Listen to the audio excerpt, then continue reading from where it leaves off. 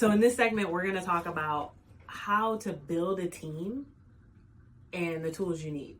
So we're talking more so about the characteristics that you're looking for in people when building a team. So hiring people based on the skills on their resume, sure, it's important, absolutely. But it's not enough. A successful team is going to consist of not only qualified people, but also people who trust each other and work well together, as well as sharing a common goal. So if you've ever played on a sports team or even an intense game of charades, you know exactly what I'm talking about. One characteristic of all of these people, the one everyone must have, including the leader, is coachability. Your people have to be coachable. You, as a leader, must be coachable. I want to be sure, as you're hiring people, you're not just looking at their skills, but you have to look at who they are as a person.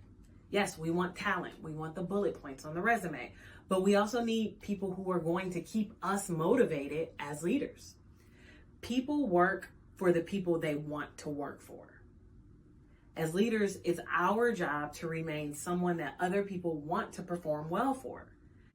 In turn, as leaders, this helps to keep our motivations high and it gives us a sense of empowerment. Everyone has their own personal agendas, but when building a team, there has to be a common goal. Creating a culture helps achieve these goals. Fun fact, 88% of employees believe that a strong company culture is the key to business success.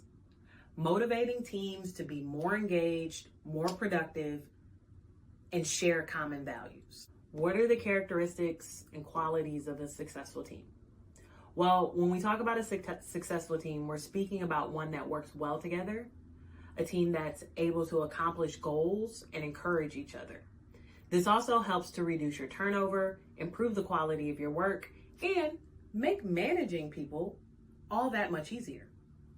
The makeup of your team is going to change over time as you grow as a leader and as your business grows and as your goals change. But here are the characteristics and the qualities you really want to maintain over time in order to stay successful. Number one, look for goal-oriented people. Teams need to share goals and results in order to work together. By being goal-oriented, your team is going to naturally lend itself more collaborative effort in order to reach the common purpose. Two, share accountability and ownership. When teams share these aspects, they celebrate wins together and they avoid blaming one individual for a problem. Everyone contributes and everyone helps. Now, be mindful. Once again, there is an art to this. This is something that it's not going to happen overnight. You may need to be coached so you can coach your teams. Your team's projects should not feel like a group project from college. We all hated those. They were awful. We all knew if there was 5 people in a group, one person was going to do the work. This shouldn't feel like that. Everyone can pitch in. There's a role for everyone, and it's your job as a leader to define that so everyone feels accountable and everyone feels like they have ownership. Number 3, if you're keeping track, find people who are eager to learn. Businesses, companies change constantly and rapidly. When your team is ready to embrace change and learn something new, you'll have a lot less trouble adopting new practices, new technology, meeting other business requirements, bringing in new team members. Your team members need to want to learn. Always look for those people who love to learn. Make sure your team is diverse, okay? Diversity of experiences, diversity in personalities, diversity of character traits. These all create teams that are more resilient and are able to better help the customers you serve and resolve problems. Diversity helps teams from getting stale and falling in ruts. Once again, communication. So, we know that to be an effective leader, you have to be a good communicator. That also means the people you're hiring need to be good communicators. Maybe they're not upfront, or maybe they don't communicate in the same style as you, but that is something that can be coached.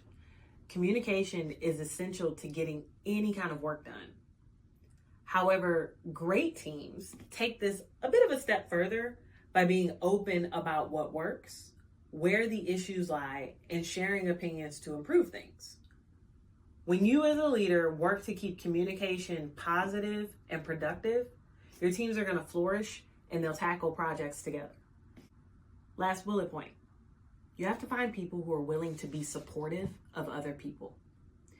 If your team members are happy to help each other, they're building positive relationships that foster support.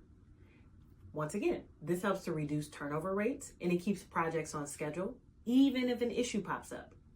Teams are more productive when they get support from you, but also one another. Remember, you're part of the team too. So it's up to you as a leader to understand your team's strengths and weaknesses. I like to refer to weaknesses as coaching opportunities. Trust me, most things are coachable if you have someone who is willing to be coached and willing to accept the feedback and then put that feedback into practice. The feedback doesn't matter if it's not applied. Each person on your team is going to have some kind of unique skill set. A successful team usually includes different strengths and weaknesses that cohesively work together. Your team members need to be able to rely on one another to achieve goals. It's important to identify and understand those strengths and weaknesses in your team members as individuals and as a unit. You want to be able to pair people with specific tasks and know where you can mix and match your team. The strength of a team can negate the weakness of another, which provides you as a leader with the opportunity to enhance each team member for success individually.